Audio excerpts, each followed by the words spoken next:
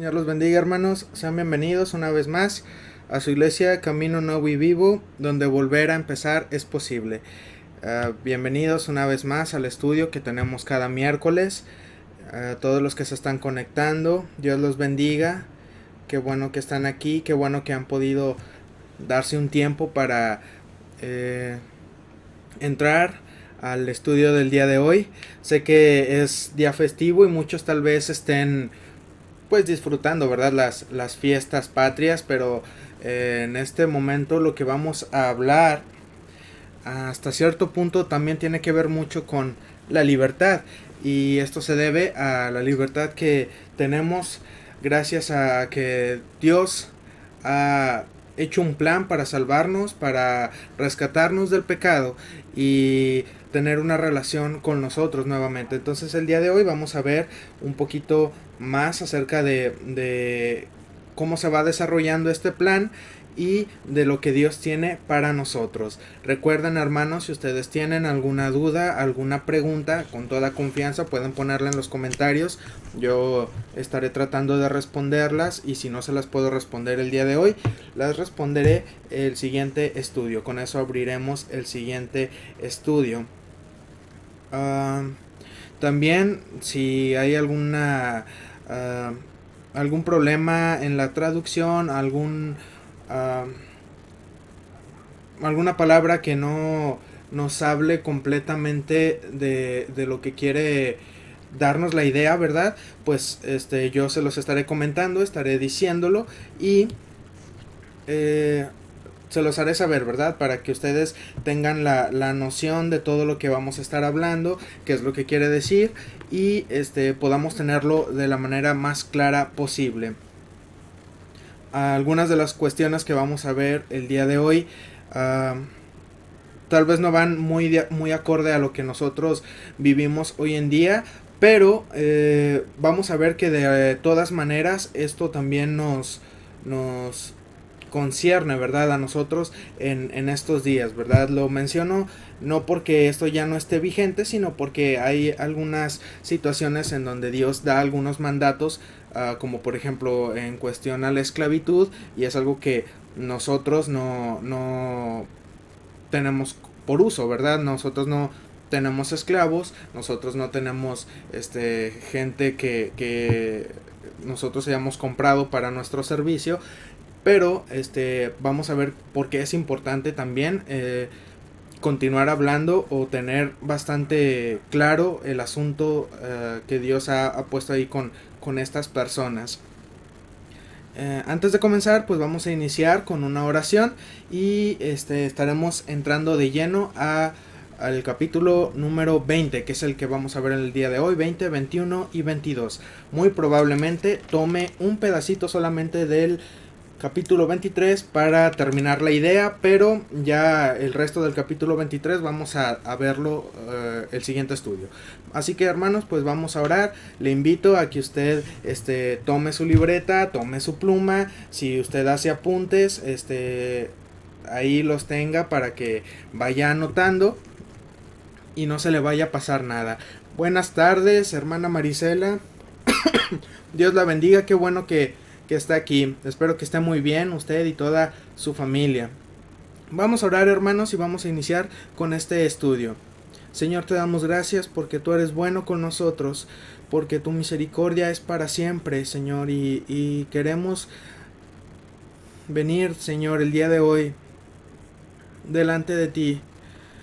Queremos pasar este tiempo meditando en tu palabra, viendo qué es lo que tú tienes para nosotros, de qué manera nos vas a hablar, Señor, y aprendiendo más de ti. Te pedimos, Señor, que el día de hoy tú envíes a tu Espíritu Santo y que nos dé entendimiento, Señor, que nos dé sabiduría, que nos dé discernimiento para poder entender, Señor, para comprender todo lo que tu palabra nos quiere hablar.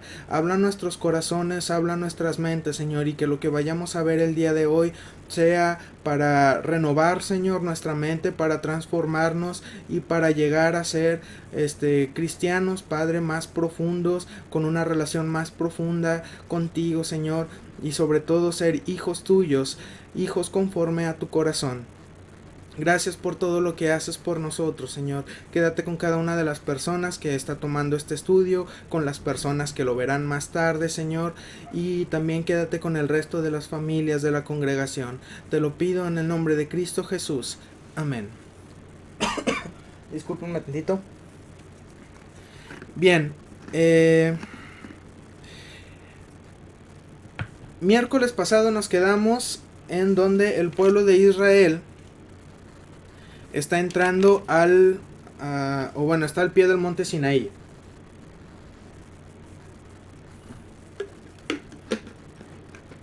El estudio anterior cerramos con la importancia que tiene que nosotros nos preparemos, que nosotros lo hagamos conscientemente, lo que nosotros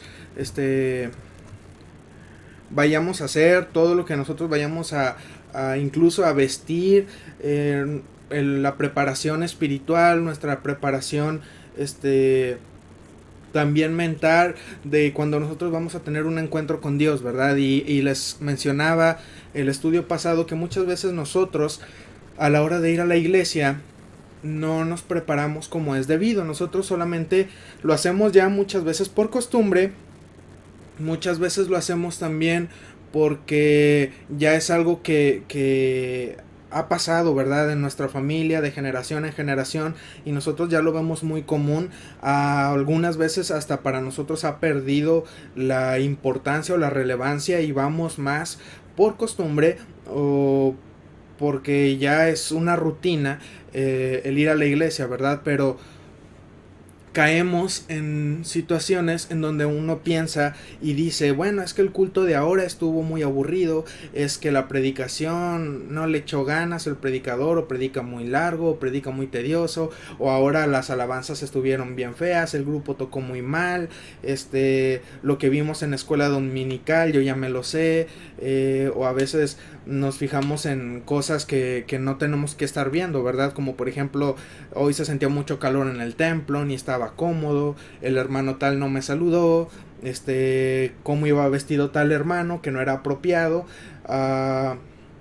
que este otro hermano traía chicle, cosas de este tipo, ¿verdad? Y perdemos por completo de vista que lo que estamos haciendo es ir al templo, ir a la casa de Dios, a tener un encuentro con Dios, con el Creador, con el Eterno, y nos preocupamos más por otras cosas que por tener ese encuentro con Dios, que por tener ese momento especial con Dios, ese momento en donde Dios nos va a hablar. Buenas noches, hermano Miguel, hermana Panchita, Dios los bendiga, qué bueno que están aquí. Bendiciones para todos ustedes, para su familia. Entonces, hermanos, al nosotros caer en esto, al ciclarnos de esta manera, nosotros no vemos el poder, no vemos o no dimensionamos frente a quién estamos y se nos hace muy fácil. Incluso no solo son las personas que van al templo a participar del servicio, ¿verdad? Sino también a veces lo hacemos las personas que estamos al frente, ya sea predicando, ya sea en la alabanza, ya sea a cargo del programa, ministrando de alguna manera, haciendo alguna lectura, alguna oración, y nosotros lo hacemos ya tan en automático que no le tomamos la importancia. Y cuando nosotros nos vamos a la Biblia y leemos en el capítulo 19, que fue el que vimos la semana pasada, vemos que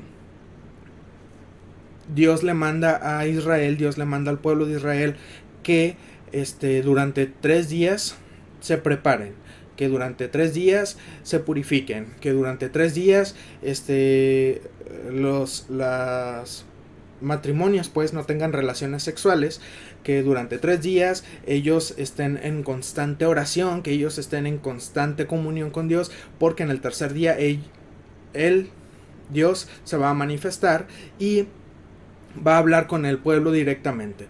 Y entonces el pueblo lo hace así y se prepara, toma este tiempo, lo separa y llega el día, Dios se manifiesta con un poder asombroso, nos habla de que hubo una unas tinieblas muy, muy, muy densas, pero que a la vez de esas tinieblas se sentía la presencia de Dios, que había fuego, que había rayos, que había terremotos, que había un montón de cosas, y era la presencia de Dios bajando al monte Sinaí. Entonces el pueblo no puede pasar porque el pueblo no está en condiciones espirituales para estar en la presencia de Dios. Y a veces esto nos sucede a nosotros. Llegamos a la iglesia y no estamos en condiciones espirituales para tener un encuentro con Dios. Y no sé si a usted le ha pasado, pero ocurre, mucha gente a mí me lo ha dicho. Buenas noches, Emanuel, qué bueno que andas aquí. Dios te bendiga. Saludos a la familia y bendiciones. Me han comentado, hermanos, los que van a la iglesia saben que estoy en el grupo o en el ministerio de alabanza, aparte de estar como pastor en la iglesia, y entonces muchas veces los hermanos me han dicho, la alabanza empezó con ganas, la alabanza estuvo muy bien, pero me quedé a medias. No fue suficiente para arrancar, no fue suficiente para llegar y sentirme pleno. Y a mí me da risa, ¿verdad? Porque pues uno sí quisiera seguir en la alabanza y uno sí quisiera, es un tiempo muy bonito, pero hermanos, también esto nos habla de cómo venimos nosotros a la alabanza, a cómo venimos nosotros al culto, ¿verdad?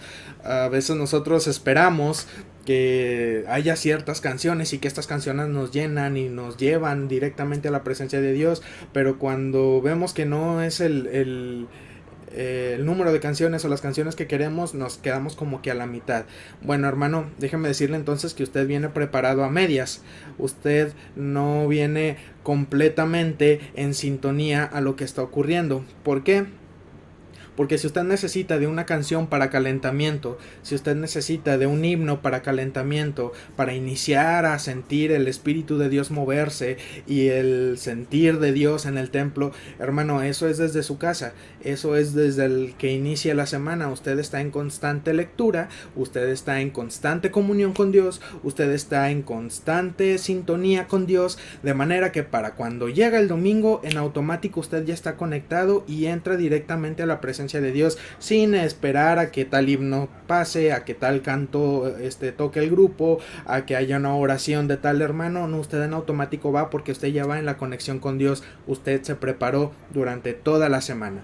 Pero ocurre que no es así, ¿verdad? Muchas veces se entiende por todo lo que vivimos constantemente, se entiende que la vida no es fácil y viene uno cargado. Pero aún y en esos momentos de prueba, en esos momentos difíciles, uno tiene que buscar a Dios.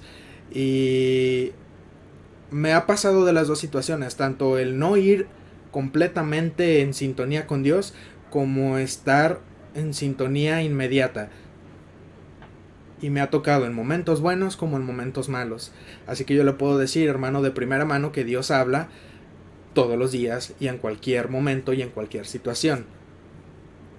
Pero bueno, vamos a entrar a qué es lo que está ocurriendo en este momento, ¿verdad? Nos habíamos quedado, esto fue entrada en el capítulo 19 y ahora vamos a ver qué es lo que ocurre en el capítulo 20.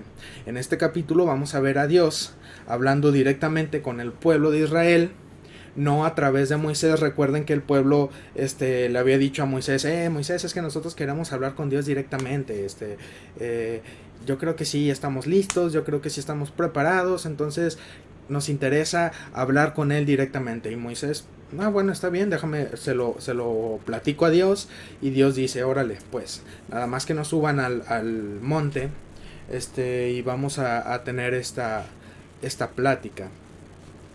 Entonces vamos a iniciar. Los tan famosos 10 mandamientos, que muchos de nosotros ya conocemos, se nos olvida uno que otro, pero aquí vamos a recordarlos un poquito más. Dice así, capítulo 20, versículo 1. Y habló Dios todas estas palabras diciendo, yo soy Jehová tu Dios, que te saqué de la tierra de Egipto, de casa de servidumbre. No tendrás dioses ajenos delante de mí. No te harás imagen ni ninguna semejanza de lo que esté arriba en el cielo, ni abajo en la tierra, ni en las aguas debajo de la tierra. No te inclinarás a ellas, ni las honrarás, porque yo soy Jehová tu Dios, fuerte, celoso, que visito la maldad de los padres sobre los hijos hasta la tercera y cuarta generación de los que me aborrecen, y hago misericordia a millares, a los que me aman y guardan mis mandamientos. No tomarás el nombre de Jehová tu Dios en vano, porque no dará por inocente Jehová al que tomare su nombre en vano. Acuérdate del día de reposo para santificarlo. 6 días trabajarás y harás toda tu obra, mas el séptimo día es reposo. Disculpen, es reposo para Jehová tu Dios. No hagas en él obra alguna. Tú, ni tu hijo, ni tu hija, ni tu siervo, ni tu criada, ni tu bestia, ni tu extranjero que está dentro de tus puertas. Porque en 6 días hizo Jehová los cielos y la tierra, el mar y todas las cosas que en ellos hay, y reposó en el séptimo día. Por tanto, Jehová bendijo el día de reposo y lo santificó. Honra a tu padre y a tu madre, para que tus días se alarguen en la tierra que Jehová tu Dios te da. No matarás, no cometerás adulterio, no hurtarás, no hablarás contra tu prójimo falso testimonio, y no codiciarás la casa de tu prójimo, no codiciarás la mujer de tu prójimo, ni su siervo, ni su criada, ni su buey, ni su asno, ni cosa alguna de tu prójimo. Y vamos a detenernos aquí un momento. Empezamos duro. Los primeros 4 mandamientos que tenemos aquí hablan acerca de la relación entre el hombre y Dios. Y el resto, los 6 restantes, hablan de la relación entre el hombre con su prójimo. Pero mucha gente, muchos estudiosos dicen que estos 10 mandamientos son, digamos que los toma el pueblo de Israel de algunas otras civilizaciones, que incluso muchos de estos los practicaban en Egipto, y que ellos de ahí los toman, y entonces intentan desacreditar de cierta manera lo que Dios les ha dado como mandamientos o estatutos. Pero no hay en ninguna civilización antigua mandamientos de semejantes a estos, ¿verdad? Tal vez alguno que otro se podrá asemejar, acercar un poco, pero tal cual no. Y ustedes se preguntarán, bueno, ¿y por qué Dios está haciendo esto?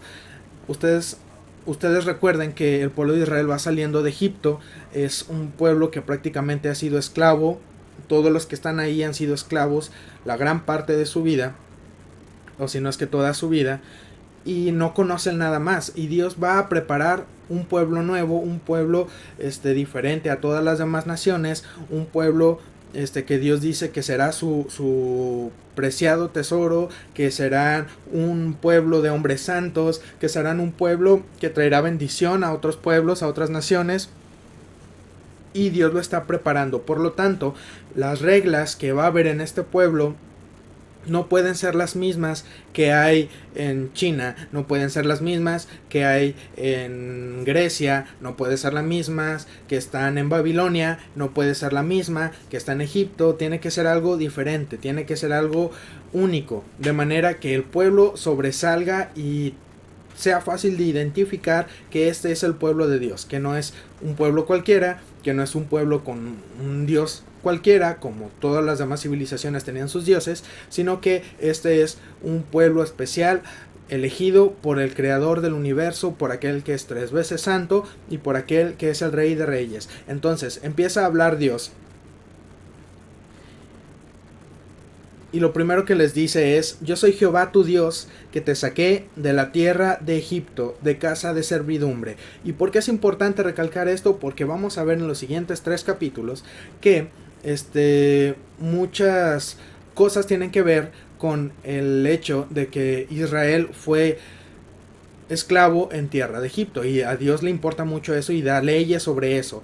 Pero sobre todo, la razón por la que él recuerda esto es porque nosotros tenemos mucho esa tendencia en donde se nos olvida muy fácil lo que Dios hace por nosotros, y también solemos atribuirle ciertas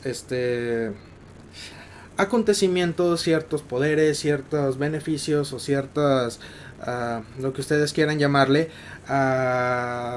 cierta deidad, a cualquier otro dios que se nos ocurre, lo inventamos y este fue el dios que nos sacó de allá. Entonces Dios les está diciendo, antes de que hagan cualquiera de estas cosas, recuerden que yo los saqué de Egipto. Y con ese recuerden no es solamente el que les abrí la puerta para que se salieran, sino que hubo plagas, y plagas que destruyeron por completo el país. Hubo miles de cosas sobrenaturales en las que Dios actuó.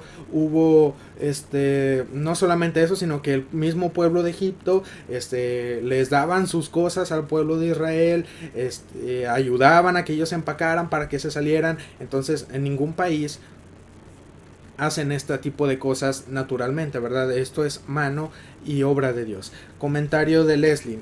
Dicen que es una copia del Código de Hammurabi, así es, pero ninguna de esos conjuntos de leyes tiene finalidades espirituales, como los 10 mandamientos. Incluso se encontró que el Código de Hammurabi, la primera ley conocida por el hombre civilizado, vino mucho tiempo después.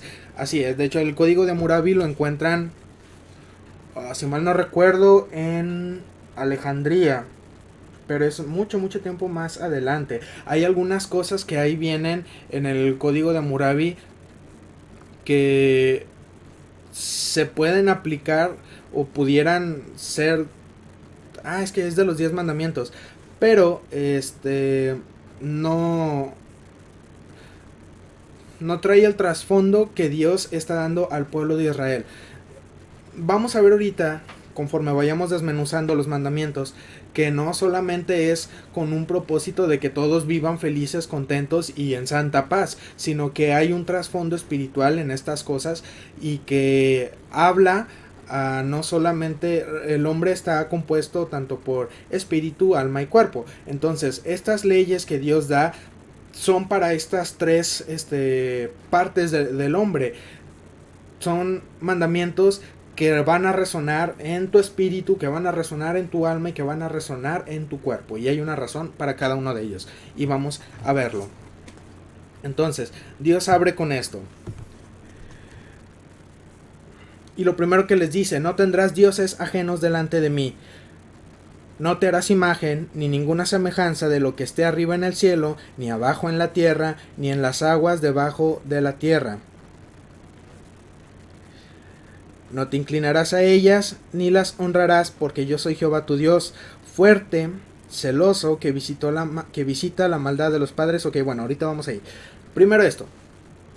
Dios nos dice, no quiero que hagan ídolos, no quiero que adoren a otros dioses.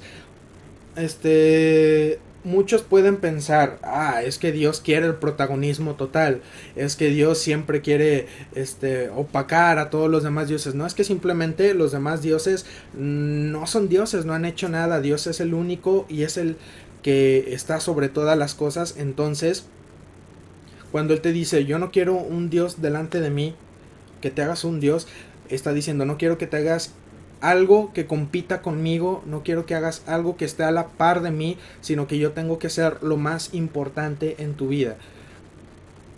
Mucha gente va a decir, es que esto es muy injusto porque ¿dónde está tu familia entonces? ¿Dónde está tu trabajo? Tú tienes que hacer. Pues sí, hay muchas cosas que son importantes en la vida, pero todo parte del mismo lugar. Dios te da todas esas cosas. Y Dios también te dice, si tú me tienes a mí en primer lugar, despreocúpate de lo otro que yo proveo, lo demás yo hago para que tú tengas tu familia, para que tú tengas tu trabajo, para que tú tengas lo que tú necesites. Pero no se te olvide que yo soy el principal, que yo soy el que te sacó de Egipto, porque quiero ver cualquiera de esos dioses que haya por el mundo, a ver si te pueden sacar de donde yo te saqué. Yo creo que no, y definitivamente no. Entonces, no se te vaya a olvidar y no te vayas a hacer más dioses. No quiero estar compitiendo con más dioses. ¿Por qué? No porque Dios no quiera competir, no, simplemente no hay manera de que haya competencia. Ellos no le pueden hacer competencia a Dios, pero Dios sabe que al tener tantos dioses, nuestra atención se desvía y perdemos de vista la bendición, perdemos de vista a Dios, al que realmente nos salva, al que realmente nos ha dado libertad, sanidad, bendición, ha cortado con la maldad o con la maldición en nuestra familia, y todo por andar viendo otros dioses que no tienen ningún valor. Que mira, cuando simplemente decimos no te vayas a hacer otro dios, eso nos da ya implícito que el hombre es el que lo está haciendo. Y para que el hombre lo tenga que hacer, nunca es mayor la creación que el creador. Por lo tanto, si el hombre está haciendo un dios, ese dios no puede ser mayor que el hombre. Y si el hombre no es mayor que Dios, ¿usted dónde cree que va a quedar este ídolo que ha hecho el hombre? No tiene tampoco ningún poder, ninguna autoridad, ni manera de llegarle a los talones a Dios. Entonces, no tiene sentido que nosotros hagamos un objeto, una figura, un dios, un ídolo de madera, y que nos inclinemos ante él y digamos, tú me diste la libertad, porque él no ha hecho nada, yo lo tuve que hacer a él para que él pudiera existir, y no puede ni ver, ni escuchar, ni hablar. En cambio, el Dios que ha sacado al pueblo de Israel de Egipto y que nos ha dado nuestra libertad del pecado, con él podemos hablar directamente y él nos responde y él está al pendiente y él puede hacer y deshacer y hacer un montón de cosas más. Entonces aquí vamos con el primero.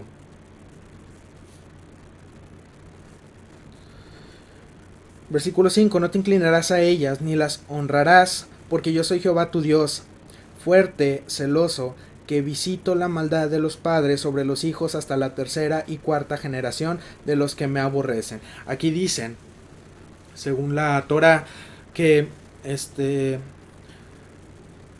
cuando un padre peca, las consecuencias de su pecado también las va a tener que pagar su hijo. Más aparte lo que haya hecho el hijo, sobre todo si el hijo comete el mismo pecado que el padre, entonces paga lo que él hizo, más aparte lo de su padre. Entonces imagínense esto hasta la tercera y cuarta generación. Dice, de los que me aborrecen. Era una manera muy buena en la que Dios le decía a los padres, cuídense de pecar, cuídense de fallar, porque hay consecuencias y las consecuencias también las van a pagar sus hijos. Entonces necesito que ustedes estén al máximo y no se les vaya a pasar. Y si el papá o la persona le valía y quería pecar, al menos tenía esto por su mente de, bueno, voy a perjudicar a más personas, no solamente soy yo y me doy placer a mí, sino que con mi pecado perjudico a más personas, y Dios lo está teniendo aquí en cuenta hasta la tercera y cuarta generación. Piensen cuánto es esto. Pero aquí viene la parte bonita. Y hago misericordia a millares, a los que me aman y guardan mis mandamientos. Vean cómo la maldición se queda hasta tercera o cuarta generación. Pero cuando habla de bendición, de alguien que ama a Dios, de alguien que se esfuerza por cumplir sus mandamientos, por alguien que se esfuerza por agradarlo, dice, ay, bendición, millares. Y por millares nos vamos. ¿Cuánto te gusta que tengas de gente hasta la cuarta generación? Ahorita es muy poquito, yo creo que no llegaríamos tal vez ni a los 150 o 200, ya así pasándonos mucho, y yo creo que es mucho, pero habla de millares, y millares lo que quiere decir que es más allá de la cuarta generación. Hay bendición cuando tú sigues a Dios, cuando tú te esfuerzas, cuando tú buscas su voluntad y haces todo lo posible por seguir la dirección que Él te va marcando. Hay bendición por mucho tiempo. Y Dios se acuerda de esas bendiciones, Dios se acuerda de lo bueno, de lo justo que tú eres. Y entonces hay bendición para tu descendencia. No tomarás el nombre de Jehová tu Dios en vano, porque no dará por inocente Jehová al que tomare su nombre en vano. ¿Qué es esto? Bueno, muchas de las religiones paganas o en muchos en lo que es la hechicería, la santería, uh, incluso, fíjense, y esto es interesante, incluso hasta en los satanistas, cuando ellos hacen sus conjuros, cuando ellos hacen sus palabras, sus juramentos, a veces usan porciones de la Biblia y uno puede decir, ¿cómo usan la misma palabra de Dios? Pues bueno, es que ellos tuerzan, ¿verdad? Pero usan partes de la Biblia y toman el nombre de Dios en vano. Dios les está dando una advertencia claramente ante todas estas cosas. Inclusive cuando nosotros juramos, que decimos, es que te lo juro por aguas, porque esto Dios nos está diciendo, no pueden jurar por mi nombre, no pueden tomar mi nombre en vano, no pueden agarrarlo como si fuera un juego. Y aquí nos está diciendo, porque no dará por inocente Jehová al que tomare su nombre en vano. No puedes decir tú, es que no sabía, o ay, es que, pues nada más fue algo así pequeñito, nada más fue así un, te lo juro por, y a veces hasta jugamos con eso, ¿verdad? Y entonces Dios nos está diciendo, le está diciendo al pueblo, no, no hagan eso, ustedes no pueden hacer esto. En civilizaciones antiguas ellos podrían decir, pues por el Dios fulano de tal, te juro que sucedió esto, o cumplo mi palabra en el nombre de, y no la cumples. Entonces todo esto es algo que hacían las civilizaciones, pero los otros pueblos, pero Dios le dice al pueblo de Israel, ustedes no lo van a hacer así. Su relación conmigo es diferente. Ustedes son un pueblo diferente, así que esto no lo pueden hacer ustedes. Vamos al versículo 8. Acuérdate del día de reposo para santificarlo. 6 días trabajarás y harás toda tu obra, mas el séptimo día es reposo para Jehová tu Dios. No hagas en él obra alguna, tú, ni tu hijo, ni tu hija, ni tu siervo, ni tu criada, ni tu bestia, ni tu extranjero que está dentro de tus puertas. Porque en 6 días hizo Jehová los cielos y la tierra, el mar y todas las cosas que en ellos hay, y reposó en el séptimo día. Por tanto, Jehová bendijo el día de reposo y lo santificó. Nosotros tenemos como el día del Señor el domingo, ¿verdad? Nosotros, conforme vamos leyendo, yo creo que ustedes ya habrán sacado por lógica que la semana con el pueblo de Israel empieza diferente, ¿verdad? Empieza a partir del lunes, del domingo. Así es, el séptimo día Dios creó el descanso. Les dejé el video también sobre el Shabbat en el muro de Facebook, si lo quieren buscar, ahí debe de estar. Explica también esto del descanso del séptimo día. Pero les comentaba que con el pueblo de Israel, ellos su primer día es el domingo. Así como nosotros decimos, empieza la semana el lunes y vamos a trabajar y todo. No, ellos empiezan el domingo. El primer día que se toma en cuenta de la creación de Dios es el domingo. Entonces es domingo, lunes, martes, miércoles, jueves y te vas todo entonces para llegar al sábado. Aunque ellos dicen también que aquí en ningún lugar estamos diciendo separa el sábado para descansar.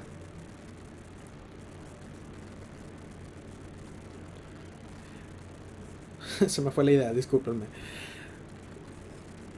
Separa el sábado para descansar. No está puesto aquí directamente. Por lo tanto, pues nosotros tenemos el domingo y mucha gente dice, bueno, es que el domingo lo establece después la Iglesia Católica por asuntos que ya sería verlos en otro día, por lo tanto no es el día que Dios hizo, y descansar el domingo no es el día de reposo y todo, pero aquí va el asunto, no es en sí el día, sino lo que implica o lo que significa ese día. Dios crea al universo, Dios crea el mundo, Dios crea todo en 6 días y el séptimo descansa. Y le dice al pueblo de Israel, en ese día ustedes no van a hacer nada, ese día ustedes lo van a consagrar, porque ese día ustedes van a darle prioridad a actividades espirituales, a su relación conmigo. Obviamente había cosas que el pueblo de Israel podía hacer.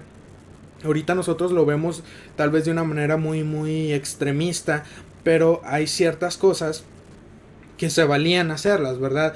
Por ejemplo, si en ese día alguno de tus animales, en aquel tiempo era muy común que, de hecho lo vamos a ver un poquito más adelante, a alguien abriera un pozo de agua y tu animal caía en el pozo, pues no lo ibas a dejar ahí todo el día, ¿verdad? Hasta el día siguiente ya lo podías ir a recoger, ¿no? Sino que ese mismo día lo tenías que sacar de ahí, si no se te podía morir o podía empeorar o bueno, entonces dadas estas circunstancias extremas, el cuidado de algún enfermo o alguna cosa de este tipo, podías continuar haciéndolo, pero de ahí en adelante el hacer cualquier otra actividad, si podías adelantarla desde un día antes, que de hecho era lo que Dios había mandado en el asunto del maná, el día sábado van ustedes, bueno, no era el sábado, el sexto día, van ustedes a recoger doble porción de maná porque el día séptimo no va a haber nada.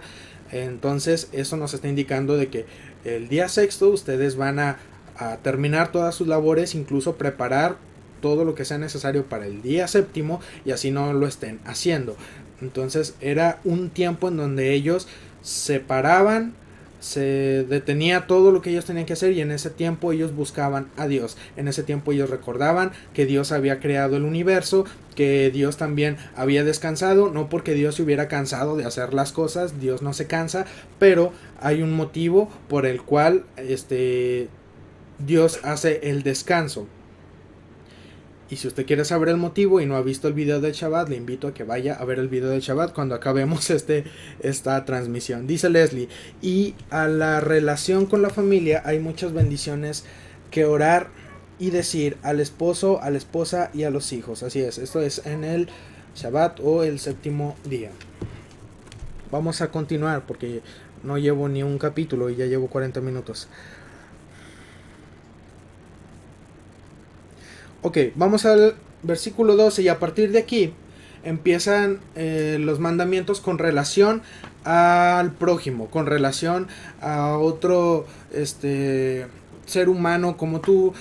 Ya los primeros capítulos vimos lo que Dios te encomienda o te manda en relación con él, pero ahora vamos a ver en relación al prójimo. Y el primero que tenemos es: honra a tu padre y a tu madre para que tus días se alarguen en la tierra que Jehová tu Dios te da. ¿Y por qué es tan importante hacer esto? Y muchas preguntas surgen en este mandamiento, como por ejemplo, si mi papá se equivoca en todo lo que me dice, o mi papá no es cristiano, o mi mamá X, ¿los tengo que honrar de toda manera? Piénsenlo.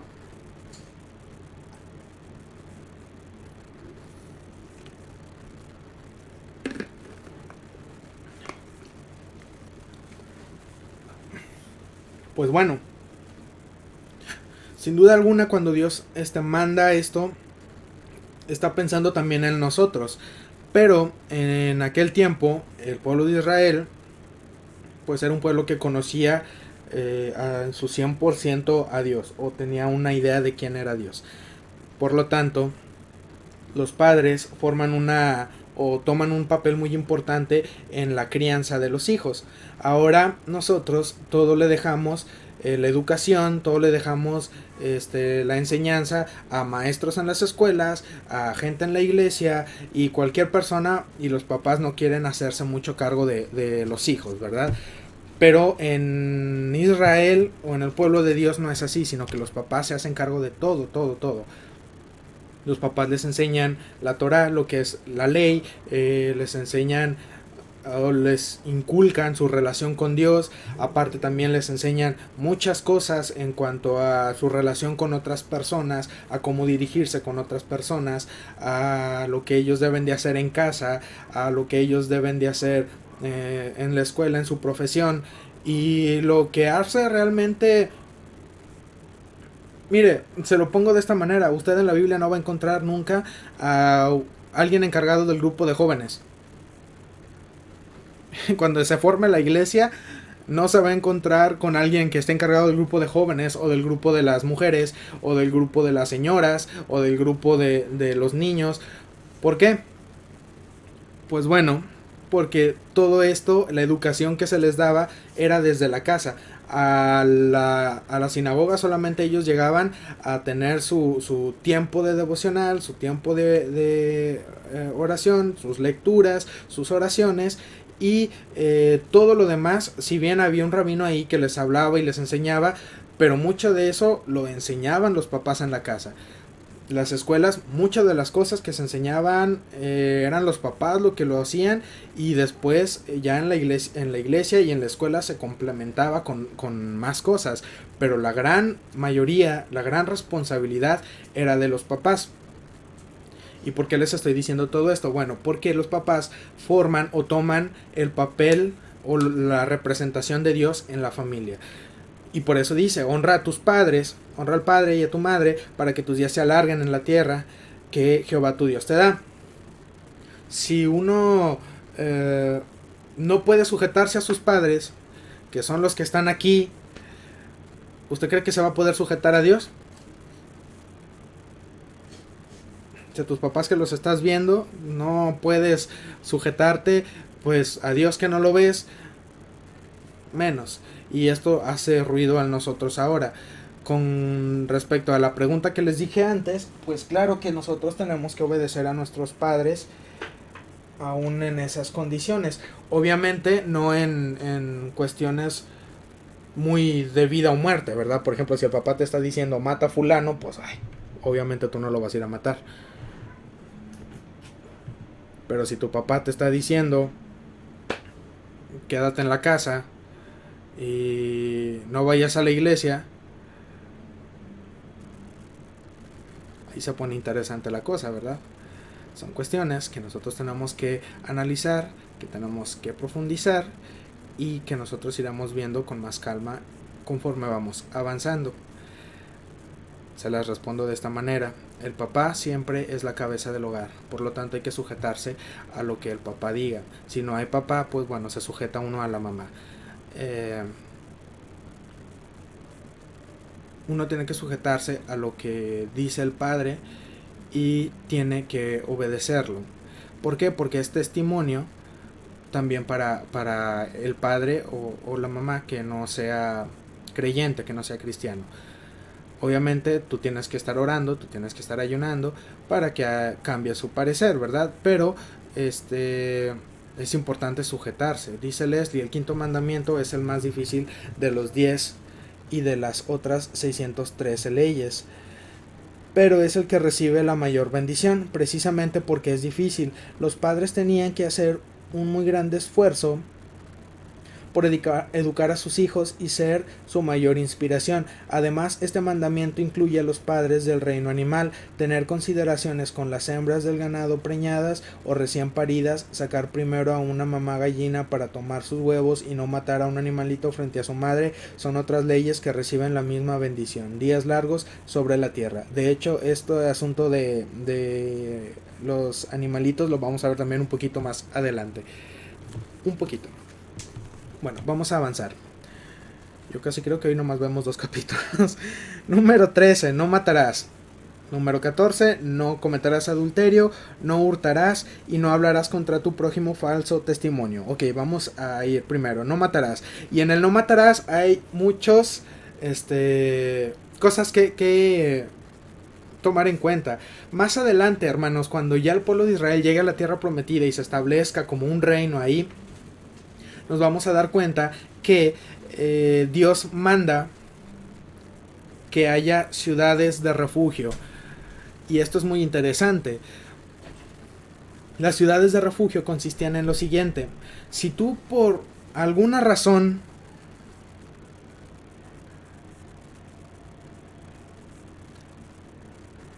es que no sé si explicárselos ahorita porque lo vamos a ver más adelante. Bueno, sí, rápido.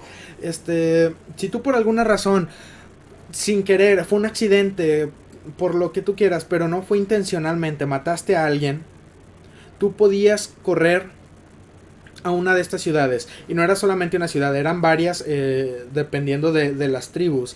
Porque pues imagínate que de aquí que llegues a la otra, a la ciudad que está hasta el otro lado del reino, pues ya te mataron. ¿Por qué? Porque era la condición era ojo por ojo, diente por diente, de manera que si tú matabas, alguien te podía venir a matar a ti y se la cobraba y quedábamos todos tablas, ¿verdad?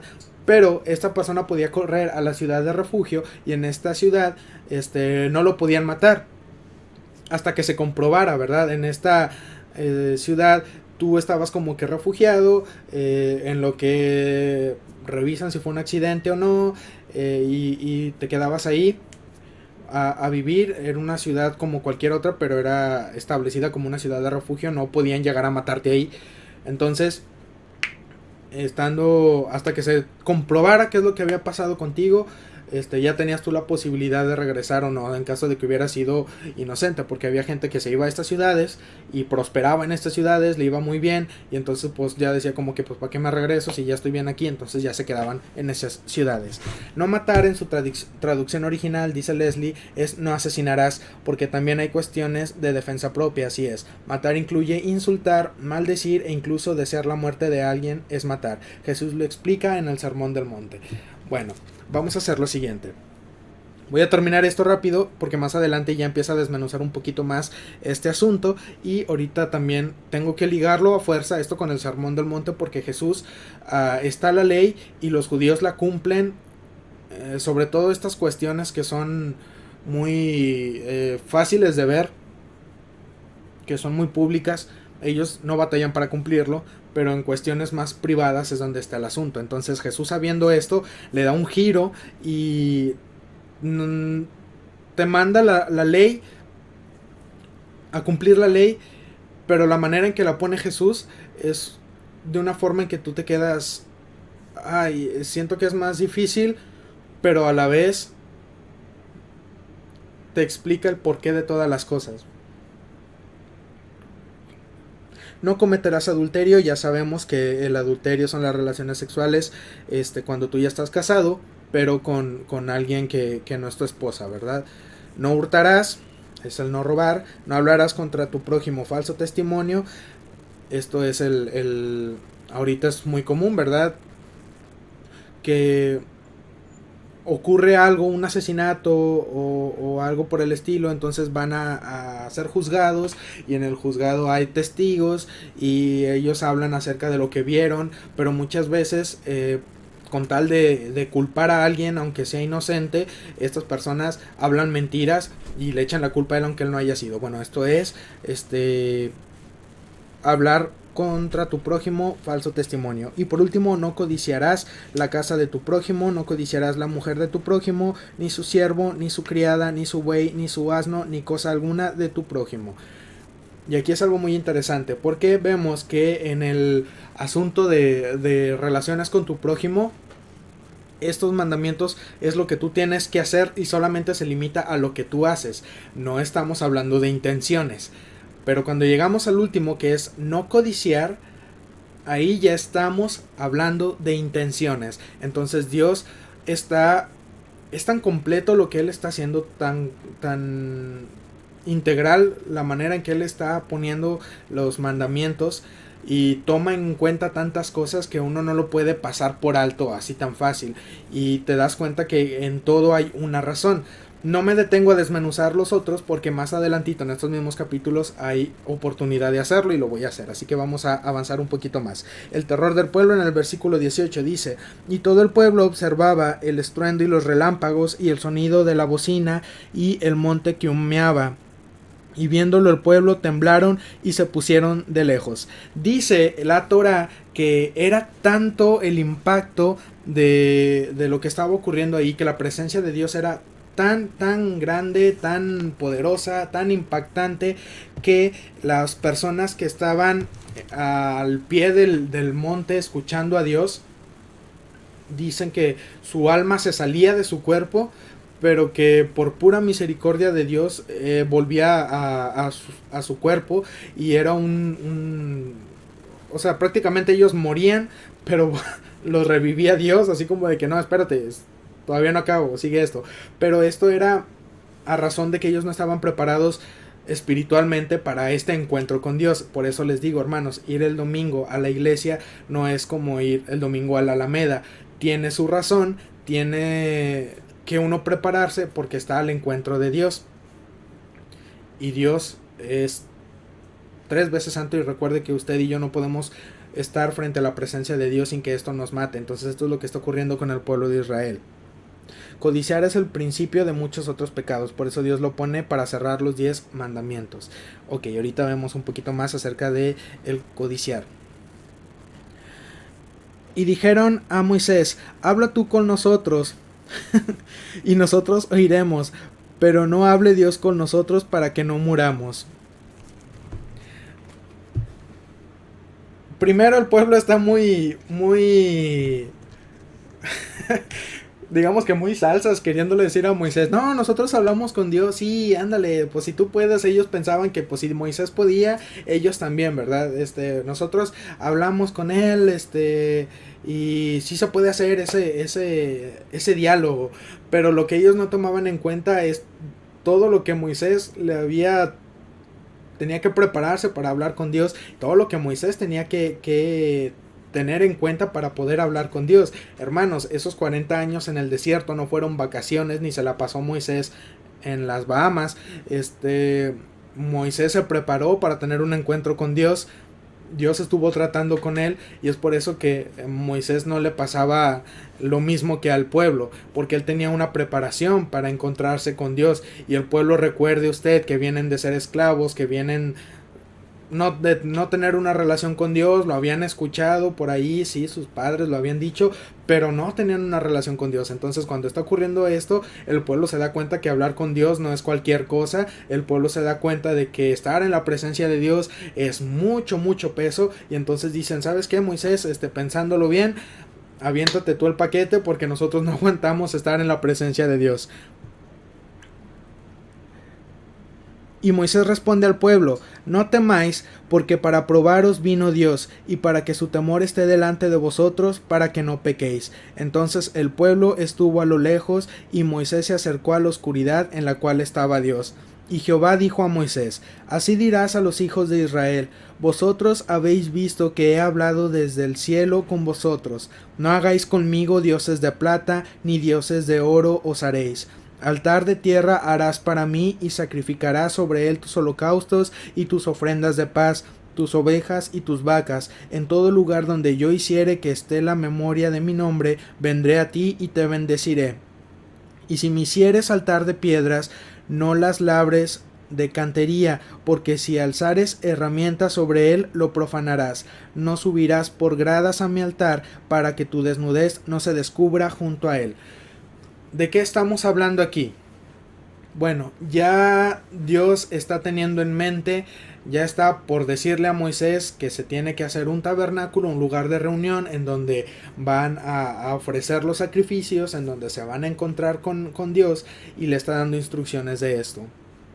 Le está mencionando que no quiere que hagan ídolos y que los adoren. Quiero aquí aclarar algo. Si usted se ha puesto a leer el diseño del tabernáculo y después del templo, usted se dará cuenta que en las paredes o en algunos muebles del tabernáculo o del templo hay imágenes de ángeles o de querubines o de serafines. Y uno puede pensar, bueno, es que hay imágenes ahí de ángeles, eso es ya caer en idolatría. No, aquí está aclarando un asunto. Usted puede hacer un mono, si gusta, de madera, de lo que usted guste, pero si no, usted no lo adora, si usted no le rinde pleitesía, si usted no le adjudica lo que Dios, las bendiciones que Dios le ha dado a usted, no se las adjudica a él, es un mono más, es algo más ahí. Y Dios está poniendo en su tabernáculo, porque Dios manda el diseño de este tabernáculo y del templo. Dios está poniendo todo esto, y nunca en ningún momento el pueblo de Israel adora a estos ángeles o adora a estos querubines o a estos serafines en ningún momento. ¿Por qué? Porque son parte solamente de el adorno o son parte solamente de la decoración que hay en el templo. El objeto de la adoración del pueblo de Israel sigue siendo Dios. Entonces, yo aquí puedo tener tal vez una foto de... Pónganle ustedes al artista que mejor les caiga.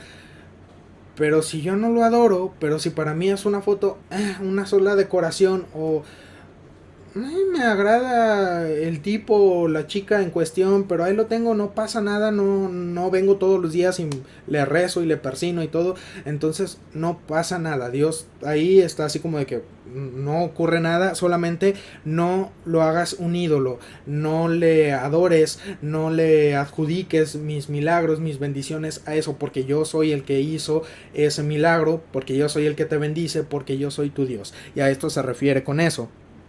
Cuando está hablando del altar, Dios no quiere que hagas, bueno, según los comentarios que yo estaba leyendo, no le permitía que hiciesen los altares con piedra, y que esta piedra, tú tomabas una piedra y decías, bueno, déjale doy forma, y con alguna herramienta le estabas tallando o algo, y decía, no, ahí ya la profanaste.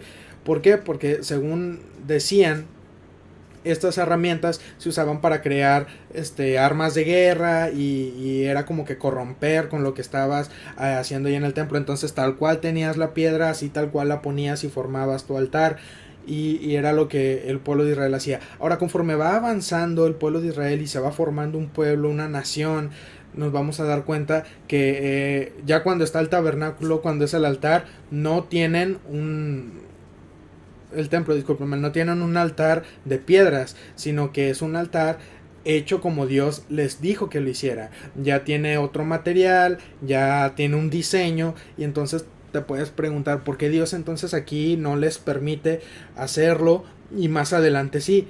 Pues bueno, una vez más el pueblo de Israel va saliendo de Egipto y están aprendiendo desde cero. Dios no te va a poner a que ya te sepas todas las cosas, así como si tú ya conocieras todo lo que tienes que conocer. Y entonces mi trato con Dios es así, no, Dios sabe que tú vas saliendo del pecado, que tú no sabes muchas cosas, que eres nuevo, que eres aún un bebé espiritual, y entonces te va a dar de poquito en poquito. Y esto es lo que está haciendo Dios con el pueblo de Israel. Más adelante, que ya sea un pueblo un poco más maduro, un poco más crecido espiritualmente, entonces, bueno, vamos a hacer esto y vamos a hacer esto otro, pero es conforme va avanzando el tiempo. Y también termina este capítulo diciendo que no subirás por gradas a mi altar para que tu desnudez no se descubra junto a él. Los sacerdotes son los encargados de estar en el servicio del templo constantemente. Entonces, las ropas que ellos usan para trabajar en el templo es una ropa que cubre todo su cuerpo, no solamente deja al descubierto, si no me equivoco, sus manos, su cara y sus pies.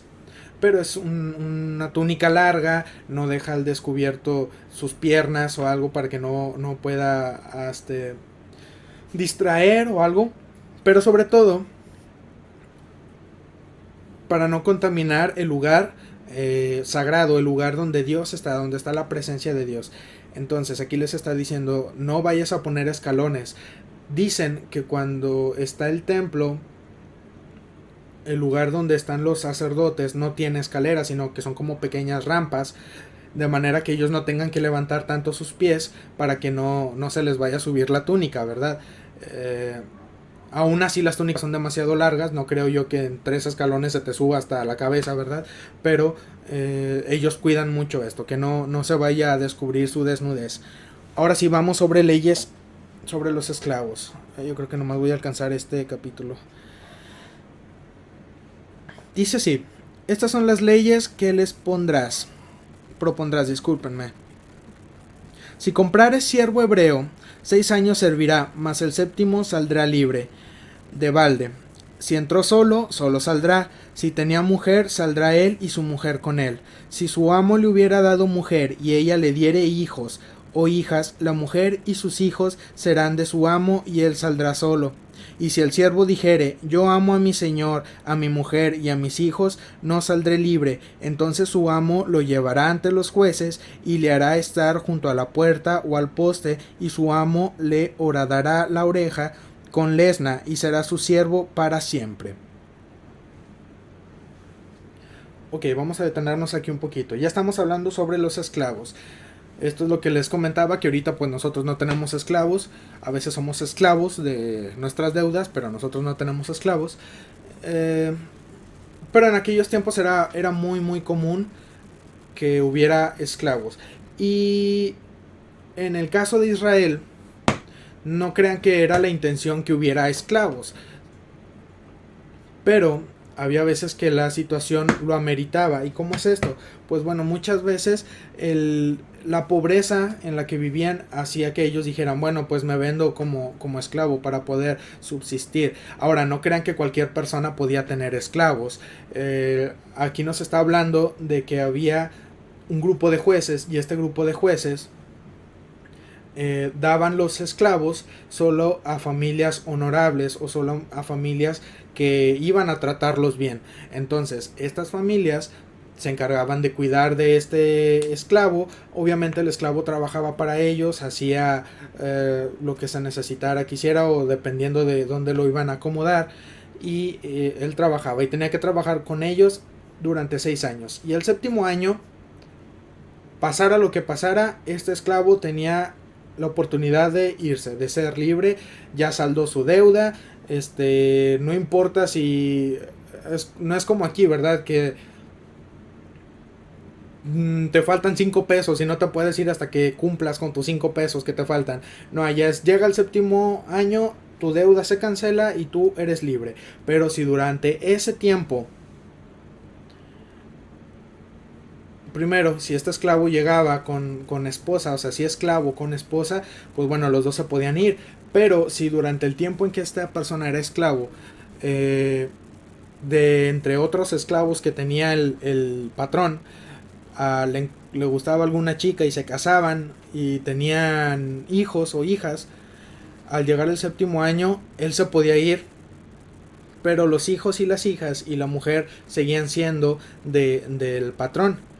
Entonces, aquí había de dos: o él se iba muy campantemente libre, o él decidía quedarse con su familia. Pero al decidir quedarse con su familia era renunciar a su libertad y iba a ser esclavo por siempre. O sea, esos 7 años, llegando otro séptimo año más adelante, no iba a haber libertad para él, no iba a haber oportunidad de que él fuera libre.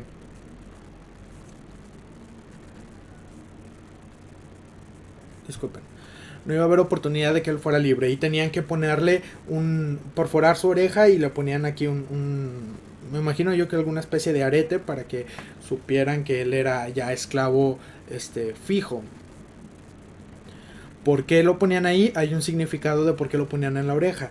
El significado es el siguiente. Tiene también un significado, bueno, ya eso lo digo más adelante. Con la oreja es que ellos solamente van a recibir indicaciones, o solamente van a escuchar a su patrón, y por eso es que perforan su oreja. Ellos solamente reciben indicaciones de la persona, de quién es su amo, de quién es su patrón, y al hacer esto ellos están diciendo, bueno, yo ya soy esclavo exclusivo de fulano.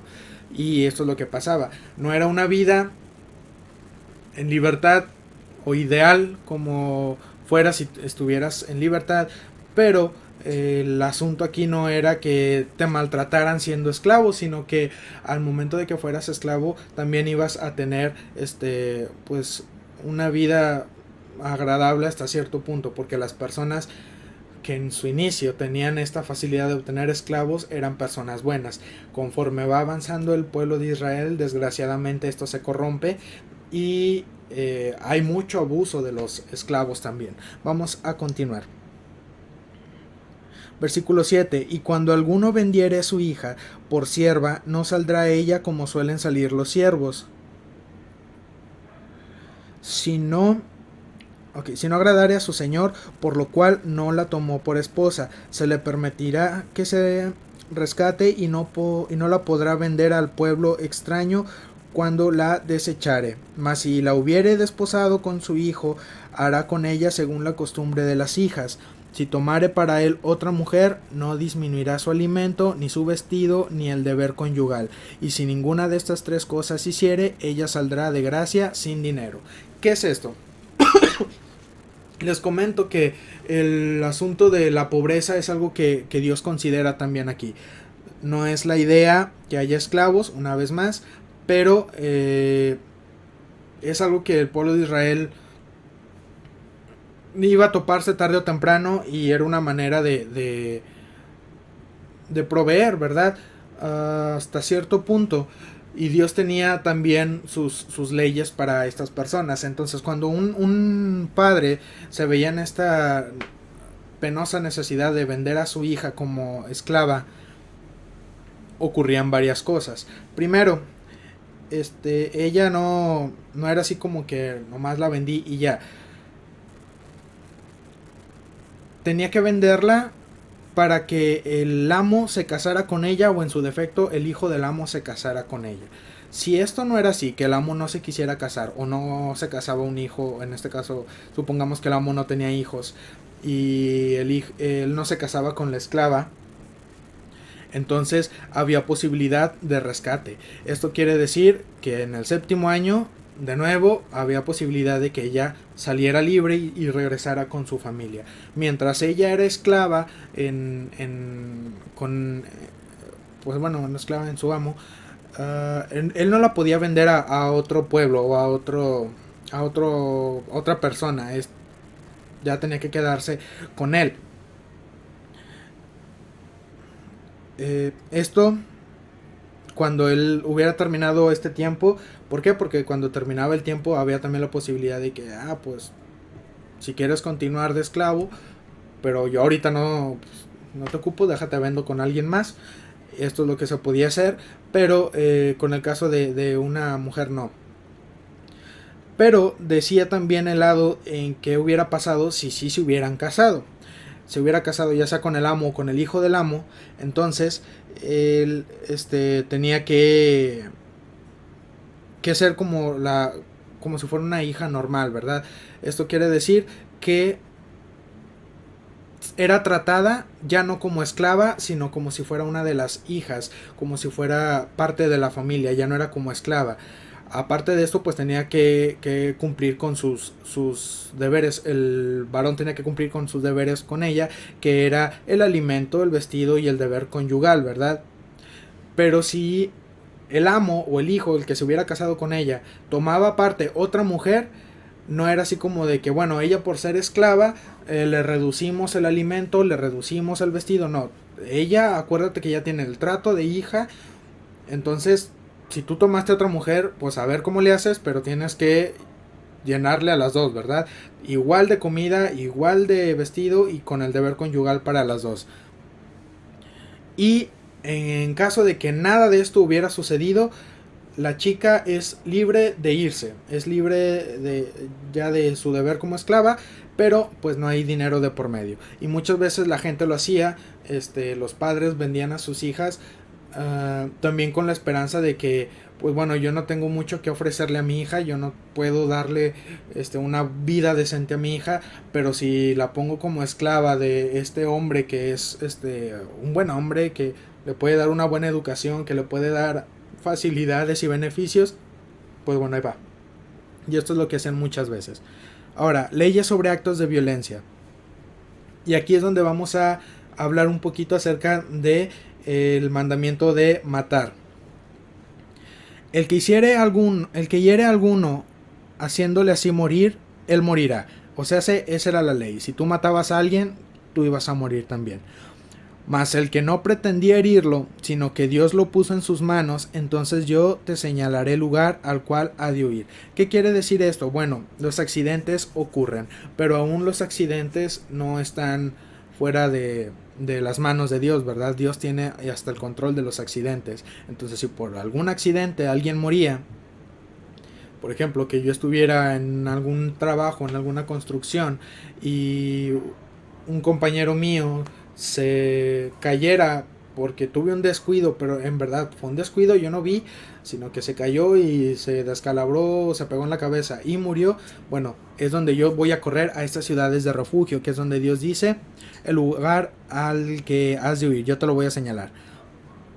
Pero si alguno se ensorbeciere contra su prójimo y lo matare con alevosía, de mi altar lo quitarás para que muera. A veces estas personas que mataban a alguien sin querer podían correr rápido al altar y ahí encontrar refugio. Pero si ya todos sabían que lo había hecho con toda la intención y él corría al altar, aunque estuvieras ahí, vas para afuera y la pagas como es debido. El que hiriere a su padre o a su madre morirá. Asimismo, el que robare una persona y la vendiere o si fuere hallada en sus manos morirá. Está hablando acerca de un secuestro. Igualmente, el que maldijere a su padre o a su madre morirá. ¿Por qué el que maldijere? ¿Por qué es tan drástico? Bueno, hermanos, alguna vez hemos escuchado en la iglesia, ha habido predicaciones y hasta clases de lo importante que es la palabra. Dios es un Dios que por medio de su palabra formó la creación, formó todo lo que nosotros vemos. Y nosotros fuimos formados de la misma manera, eso agregándole el aliento de vida que nos hace semejantes a Dios. De manera que entonces entendemos que las palabras pueden dar vida, pero también como dan vida pueden dar muerte. Y esto es el maldecir a las personas. Cuando tú dices o maldices a alguien, no es solamente el hecho de que tú estás diciéndole algo a la persona, ¿verdad? Realmente las palabras están atacando a estas personas. En el ámbito espiritual, si nosotros lo vemos de esta manera, ustedes no saben todo lo que implica el hablar mal o el maldecir a las personas o el hablar cosas que no son verdad, el falso testimonio aquí también va incluido. Y esto afecta al espíritu de las personas. Muchas veces es algo que afecta. Pero pues bueno, hablar de eso es también profundizar en muchas cosas y tenemos que hacer a un lado lo que estamos hablando para desmenuzar eso. Vamos a continuar. Además, si algunos riñeren y uno hiriere a su prójimo con piedra o con el puño y éste no muriere, pero cayere en cama, si se levantare y anduviere fuera sobre su báculo, entonces será absuelto el que lo hirió, solamente le satisfará por lo que estuvo sin trabajar y hará que le curen. ¿Qué quiere decir esto? Aquí habla acerca de su báculo y yo inmediatamente pensé que hablaba de que mientras ande con su bastón, o sea, quedó tocado pero con bastón puede caminar, no hay problema, pero no. En la Torah nos habla de que esta persona tiene que caminar por su propio esfuerzo, tiene que caminar él solito. Si esta persona fue herida, pero no puede caminar él solo, pues bueno, hasta que él camine solo, tú vas a estar ahí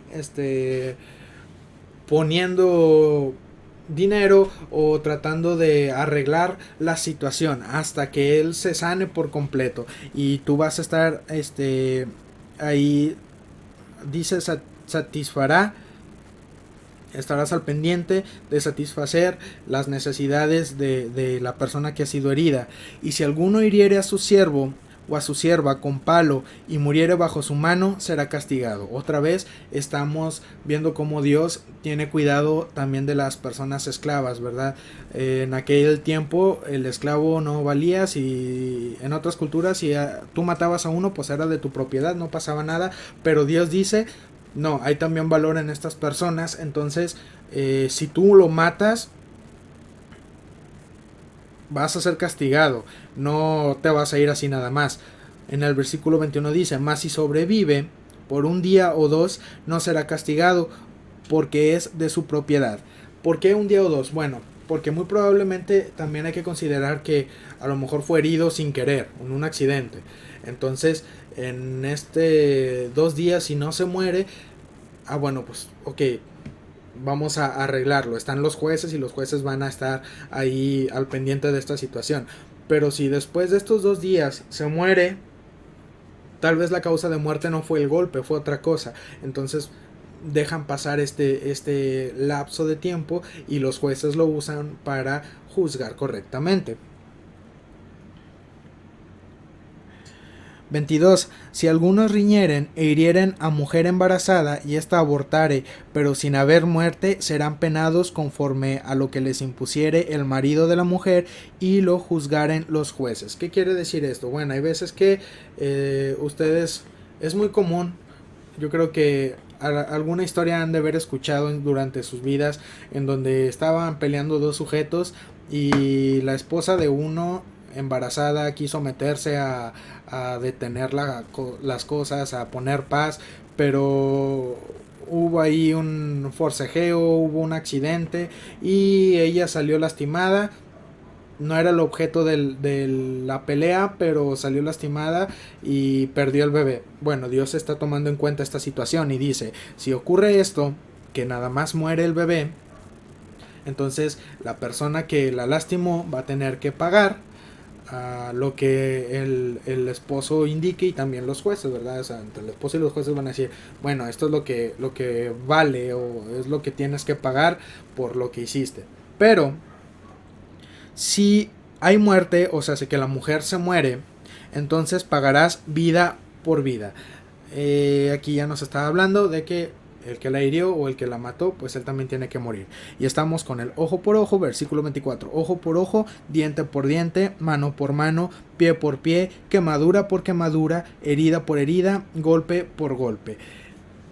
Si nos vamos al Sermón del Monte, vamos a ver que Jesús dice, habéis escuchado que, lo voy a parafrasear, ¿va? Porque no lo recuerdo tal cual, que nos manejamos así, ¿verdad? Ojo por ojo y diente por diente. Pero yo les digo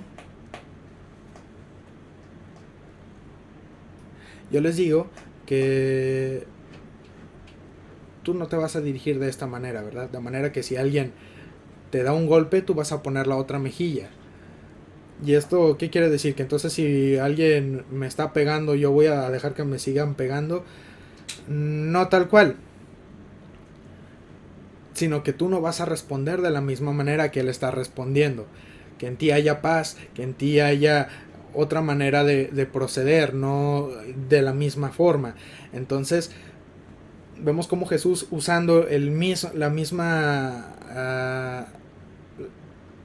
ley, él dice, bueno, es que la ley fue dada así, pero yo te estoy diciendo que es más allá todavía. Si alguien viene y te hace un daño, la ley te dice que puedes, esa persona o te arregla o se pone a cuentas contigo con el daño que te hizo y salda la deuda o a ver qué ocurre, pero tiene que haber ahí una restitución. Pero yo te estoy diciendo que si alguien viene y te hace un daño, tú no hagas el problema más grande, ¿verdad? Tú no reacciones igual, tú no busques que a fuerza haya una restitución, tú perdónalo y se acabó el problema, no lleguemos más allá. Y más adelante vamos a hablar acerca de este tema también, hay algo sobre eso. Ahora, leyes sobre responsabilidades de amos y dueños. Si alguno hiriere el ojo de su siervo o el ojo de su sierva y lo dañare, le dará libertad por razón de su ojo. Esto está muy interesante. Y si hiciere saltar un diente de su siervo o un diente de su sierva, por su diente le dejará ir libre. ¿Qué quiere decir esto? Muy bien, para ellos el órgano más importante era el ojo. Entonces te está diciendo, si tú le dañaste un ojo, que es un órgano muy importante, entonces déjalo ir. Ya está libre, se ganó su libertad, pues ni modo. Y algo que no era tan importante para ellos eran los dientes. Entonces también te está diciendo que si el amo le rompía un diente o le quitaba un diente a su esclavo, aunque fuera algo que era tan insignificante tal vez para ellos, de esa misma manera lo tenías que dejar ir. Otra vez Dios abogando a favor de los esclavos y teniendo consideración de ellos. No eran solamente personas que estaban ahí sin sentimientos y sin nada, eran personas que también tenían sus derechos, que también eran creación de Dios, que Dios se preocupa por ellos y por eso Dios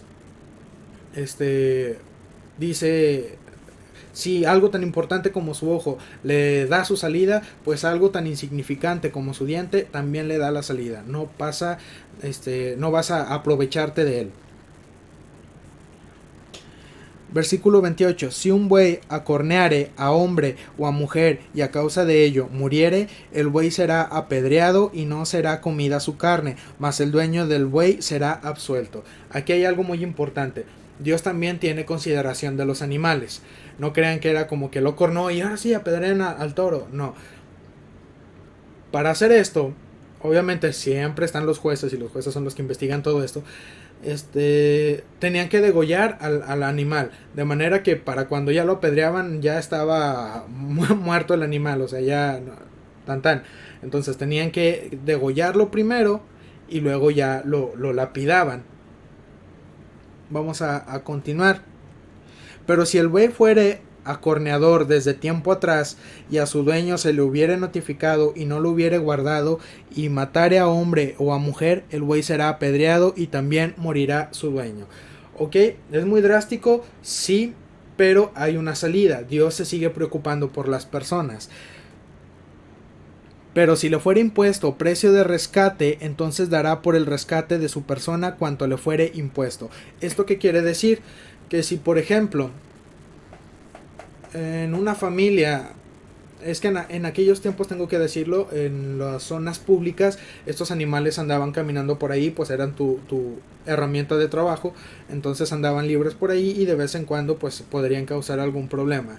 Y cuando pasaban estos problemas, imaginemos que uno de ellos ha cornado a una hija de alguna persona, y ya le habían dicho al dueño, ¿sabes qué? Es que tu animalito es bravo, tu animalito, ya lo hemos visto varias veces lastimando, entonces o lo guardas o a ver qué le haces, porque ese no puede andar suelto así entre toda la gente. Pero al dueño no le importó y lo traía como quiera. Entonces pasa el accidente, matan al hijo de estas personas.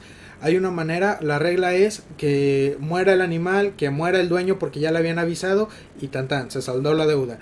Pero había una manera de rescatar la vida de esta persona, ¿verdad? De nuevo, Dios siempre tratando de que la vida del hombre sea considerada valiosa, y es valiosa.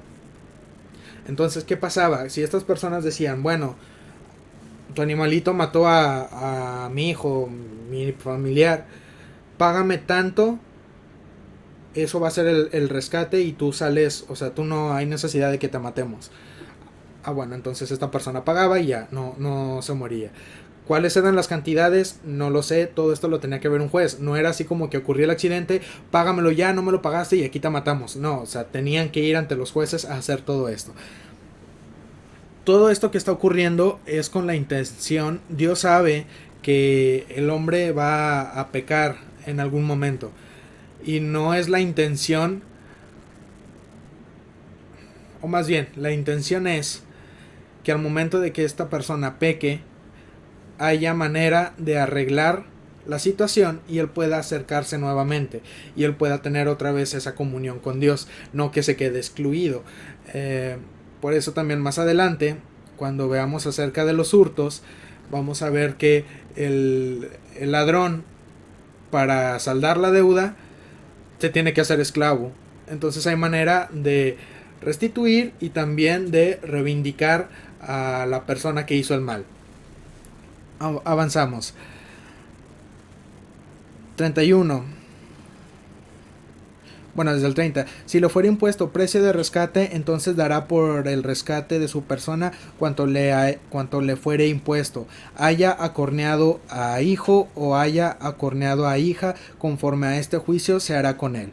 Si el buey acorneare a un siervo o a una sierva, pagará su dueño 30 siclos de plata y el buey será apedreado. Y si alguno abriere un pozo o cavare cisterna y no la cubriere y cayere ahí buey o asno, el dueño de la cisterna pagará el daño, resarciendo a su dueño, y lo que fue muerto será suyo. Y si el buey de alguno hiriere al buey de su prójimo, de modo que muriere, entonces venderán el buey vivo y partirán el dinero de él, y también partirán el buey muerto. Mas si era notorio que el buey era acorneador desde tiempo atrás y su dueño no lo hubiere guardado, pagará buey por buey y el buey muerto será suyo. Otra vez, si el animal primero caía en un pozo, la persona que había hecho el pozo tenía que pagar, ¿verdad? Bueno, yo te pago y esto es lo que valía tu animal, yo me quedo con el cadáver del animal. Si un toro mío corneaba, algún buey mío corneaba a otro animalito, entonces el vivo lo íbamos a vender, la ganancia la íbamos a dividir y el muerto se lo queda el que tenía el animal vivo, ¿verdad? Pero si desde hace tiempo ya le habían dicho que su animal era bravo, entonces al momento de venderlo, todo el precio que fue por el animal va para la persona que perdió el otro animal, ¿verdad? Y yo me quedaría con el puro cadáver. Y eso es lo que está hablando acerca de las responsabilidades de amos y dueños. Después en el capítulo 22 siguen leyes sobre la restitución, pero ya lo voy a dejar aquí porque ya tenemos 1 hora y media y no lo vamos a completar. Vamos a dejarlo aquí, hermanos. En este de leyes sobre la restitución es donde nos habla acerca del hurto y de cómo se debe de manejar en esas situaciones. Y también en este capítulo nos habla sobre leyes humanitarias y eso es algo muy muy bonito. Dios tiene en consideración muchas cosas sobre su pueblo, sobre el ser humano, y a diferencia de que muchas personas dicen que Dios en el Antiguo Testamento era un Dios de venganza, era un Dios muy duro, era un Dios malo, vemos que no es así. Dios considera muchas cosas. Dios siempre busca que la vida humana sea tomada en cuenta. Es por eso que ahorita, si usted se pregunta, pero ¿por qué la iglesia está en contra del aborto? ¿Por qué la iglesia está en contra de la eutanasia? ¿Por qué la iglesia está en contra de situaciones así que tienen que ver con la vida o la muerte? Es porque Dios nos habla por medio de la Biblia y nos dice que la vida humana es importante para mí. Agota todas las posibilidades antes de considerar matar a alguien. En el caso del aborto, pues ya es un ser vivo, ya es valioso, ya es una vida. Entonces cuenta como asesinato en la Biblia si tú abortas. ¿Por qué? Porque estás matando a alguien sin su consentimiento, sin el consentimiento de Dios más bien. Y si nos fuéramos por las leyes que estamos viendo ahorita en Éxodo, pues sería vida por vida porque estás matando a alguien. Pero vemos que Dios busca la manera siempre de cuidar aún ya la persona que mató, busca la manera de que esta persona encuentre una salida, encuentre una manera de restituir sin que él pierda la vida.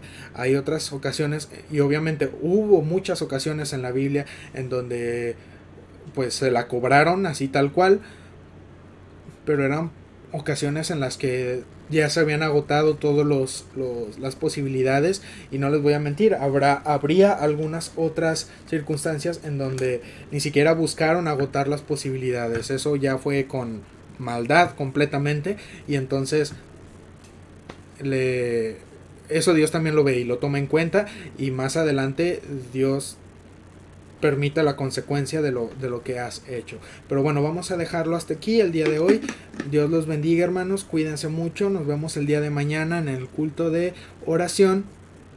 Recuerden que si tienen alguna pregunta o algún comentario, ustedes pueden mandarlo a los comentarios de Facebook, ponerlo en el muro, o mandármelo por mensaje en privado. Y si no se los respondo inmediatamente, en algún momento se los tengo que responder antes del siguiente estudio, y con eso abro el siguiente estudio. Tengan la confianza, hermanos, de preguntar algo que ustedes no se sientan seguros o tengan dudas de lo que estamos viendo. Que el Señor les bendiga, cuídense mucho, y pues deseo verles. Quisiera que fuera pronto, pero las situaciones no ayudan todavía. Dios les bendiga, hermanos, y que pasen una muy bonita noche, descansen y que tengan un buen día el día de mañana. Hasta luego.